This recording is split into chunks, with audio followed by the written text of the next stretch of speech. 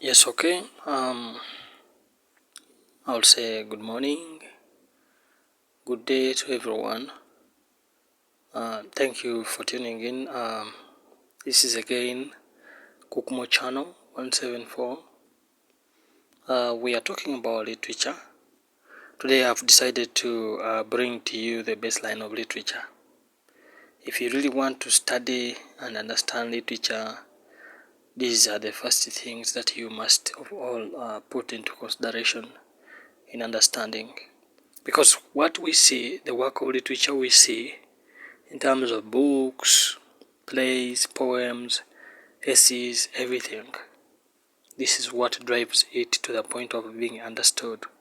So for that case, I will not even waste a single time, moment. The topic of discussion today is the baseline of literature, of which when I say baseline, I mean the foundation of what literature is. So I would first of all go down and say what I'm going to talk about today are the literary devices. Literary devices. In front there, you'll understand what really literary devices are. But for that case, maybe I should just remind you of what literature is. In simple terms, this is how I personally understand literature. As well, this can be a good view of how you can also interpret what literature is. So, literature is a collection of written works that express ideas, stories, and emotions.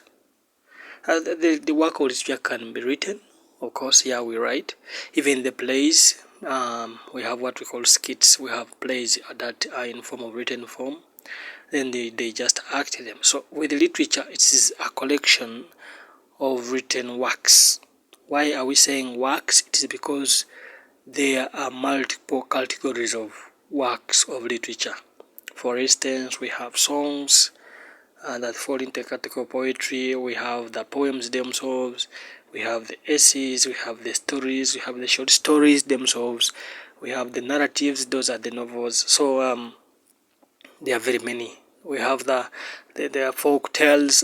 We have the riddles.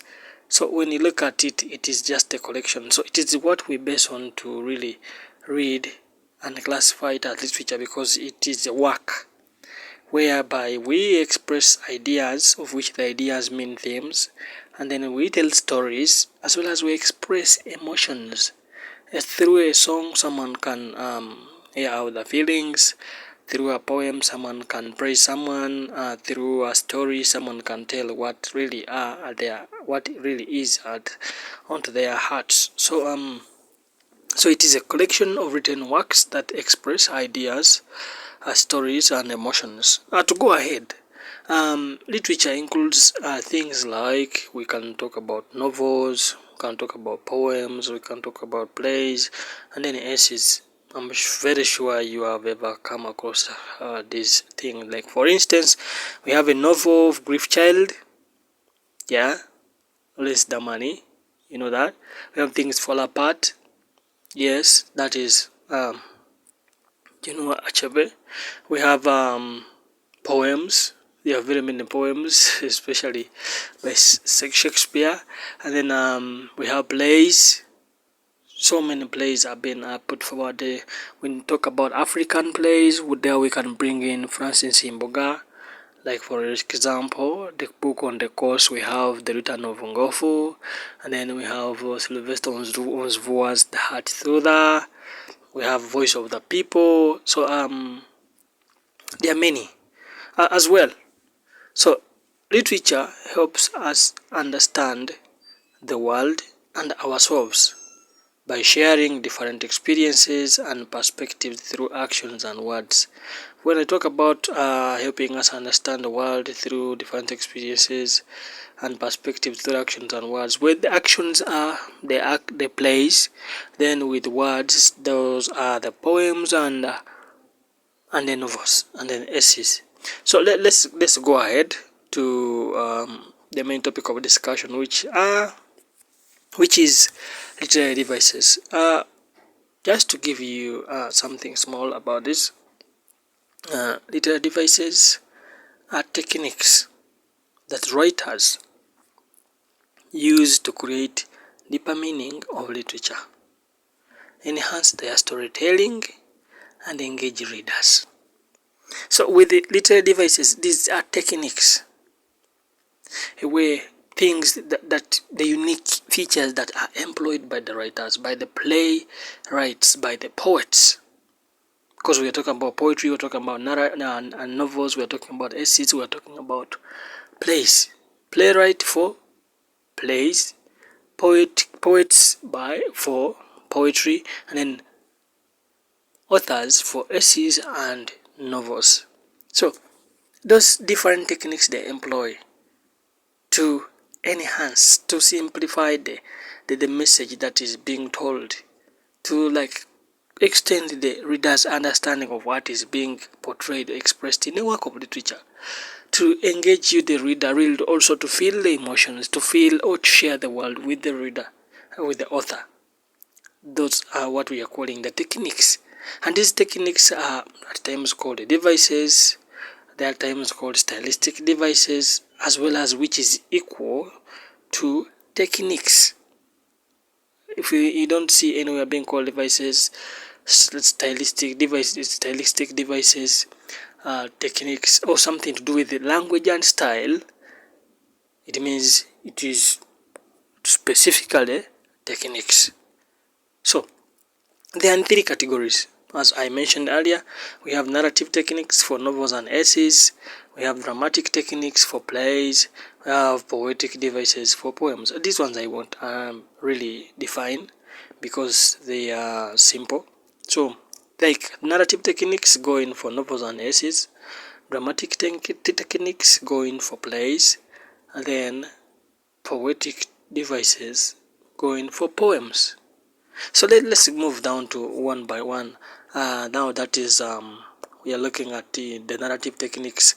One thing that you need to understand is that some of these techniques cut crisscross from one genre, from one aspect of literature to another. You may find that there is an aspect of literature that is in the narrative point of it, yet it is also existing in the dramatic as well as in the poetic sphere.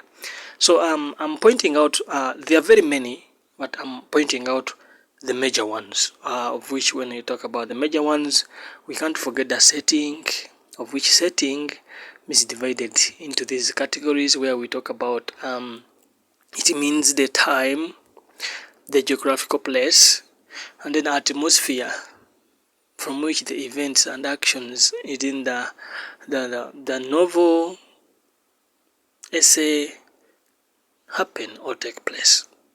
So I will dig deep into this to explain more about setting in our next work to come, when I'll be talking about the characters and characterization. So we have the themes of which any given work of literature to exist, it must have ideas what that work is really talking about. We have flashback, like this one, tries to give us a picture of what happened earlier, but when we are in the current state. We have symbolism, using something, maybe an object, an attire, something to symbolize something, to mean something, using something to mean something. Like for example, to use the dressing code of priests to reflect religion, to use a spear to reflect security, the old times of security or tradition, something like that. We have satire, the way how a certain situation is criticized but in a joking way. We have irony. I take it as something that is something that is opposite of what we expect. That is irony. There is situational irony, there are many, verbal irony. So we shall dig deep into our next lesson. So another thing, we have imagery. We have this imagery is divided into many categories. Like for example, we have the one of taste, we have the visual, that is sight, we have the touch.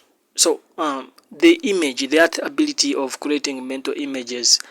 You create an image of maybe we have talked about church, and then you really come up with the image of the church in your mind. You have talked about the food, then we are talking about the sense of taste. You really now start feeling that the food, that the taste of the food, how the food is described. Not forget that is there is something to do with the vivid description and the narrative techniques. Vivid description is also a technique that is currently being employed by so many authors, so you need to not forget that, because the author specifically describes something. For those ones that offering literature in A level, we have the we have the we have Tales of D'Urbervilles, that novel. William Wycherley describes exactly everything. William Wycherley is one of the authors that really are good at describing. So the vivid description is a technique. We have allusion, and then with allusion, it means like referring to a historical text. It may not be like specifically one, because you may read a text and one is like giving an example in the Bible, that is biblical allusion. Someone's giving an example, a reference to history. I mean, talk about Napoleon, that is historical allusion. So it is also a technique. When you spot it somewhere, when somebody is referring to something, you term it according to the way or the aspect they have used. Then we have foreshadowing. With foreshadowing, something happens but telling us what can happen later within the text as it proceeds. We have the metaphors, where something is really compared with something that is not really off. Like for instance, you may say someone is having a stone heart, but is the heart stone really? Of course no. So we have the simile. With the simile, you where you spot the as like we compare two things like that. Then we have personification, like giving the human attributes to non-human things. He like tell the stone it is breathing, the car coughing. That is personification, something like that, because the car cannot cough. So and many others. What we proceed, but what I'm saying today is that you can spot on some of the things, use them as a baseline to start understanding what literature is. Let's move on to the dramatic techniques. With dramatic techniques, remember the dramatic comes from the word drama, and drama is what we call the plays. Now this one is specifically something that is acted. Drama is the work of literature that can be acted. Drama is a work of literature that can be acted. Please put that in mind. When you look at narrative is something that you can tell, you can narrate, like telling a story. But with drama is something that you can act, something that is the work of literature that can be acted. So, and the main techniques that we really observe in drama, we have the asides, where a character is on the stage with other characters, but says something to only the audience to get it. When the other characters on the same stage do not like see it. I'll give you a simple example. You are seated with some people, but you want to backbite someone without that person hearing, but you are in the same place. The way you turn to the other side to talk something or to say something to the other person without the other one hearing, that is an aside. That is the simplest example. So we still see the setting here. We get the soliloquy where one character says out its mind on a stage, speaking alone. Then monologue, where a character is giving a speech throughout alone. Dialogue, a conversation between two characters. Or have stage direction, being drama. So we expect this. There is this explanation of how the stage is looking like. There's this description of how a character is behaving in terms of gestures. Like for example, you find that they are telling you that lights off, he moves forward, moves backward, astonished. The the atmosphere was so chilly. Like those descriptions in the calligraphic form in most cases, but put in brackets, are what we call the stage directions. If you go back and open that text, which is a play in nature, like for example, Return of Ngofu, you go and open the Heart Soother, Voice of the People, you'll find that these things I'm talking about are there. Please, whatever we study here, we refer to the text that we have as long as it is a play. Now we have the props and costumes. Of course, when we are talking about drama, the things that we use, the objects, they are called props. The crown to symbolize a king. The priest's gown to symbolize maybe someone of a priest, like a clergy. And then the spear to symbolize security and tradition. So with the props, these are the objects in nature that we use, like to portray, that authors employ, that playwrights employ in their work to portray or bring out the message that is being communicated. So these are objects: the crown, the chair, the hides, the objects in nature. And then we talk about the costumes. Costumes are something to do with clothes. You'll find someone who is acting like a mother will dress specifically like a mother, maybe in old clothes, dress either elegantly, dress something big.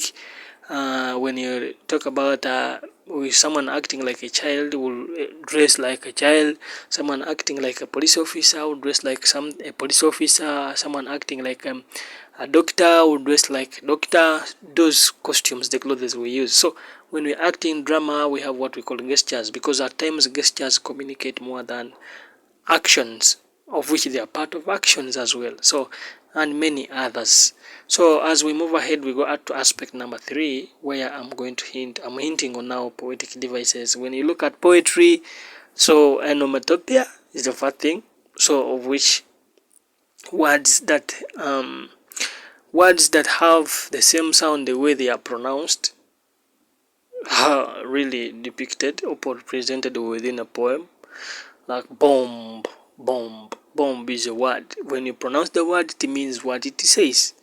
Assonance, consonant letters, repetition of vowel letters, then consonants, consonant.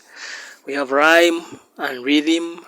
Rhythm is the beat. Rhyme, that uniqueness in pronunciation of some words. At the beginning there is end rhyme, there is mid end rhyme, there is mid rhyme. So when you get back, try to read these things. So something under poetry that you can't forget as a device, there is tone, mode, and attitude. These 3 things tend to confuse people, but the atmosphere of the poem and what the poem is always about really tends to tell more about these 3. We have the stanza. Most poems are in stanza form. We have the title. Don't forget that the title can as well cross the other 2, that is drama and narrative, and many others. But in our next lesson, in the next video that I'm going to post, I want really to talk about the major points to consider for you to become good at literature. For example, I'll talk more about the character and characterization. Characterization, we shall know. I'll talk more about the themes. I'll talk about more the relevancy and lessons, as well as I'll dig much more into the setting, and then I'll dig much more into what you can put forward as a person to really note everything and enjoy about every work of literature you read or come across. But for today and for this, please help me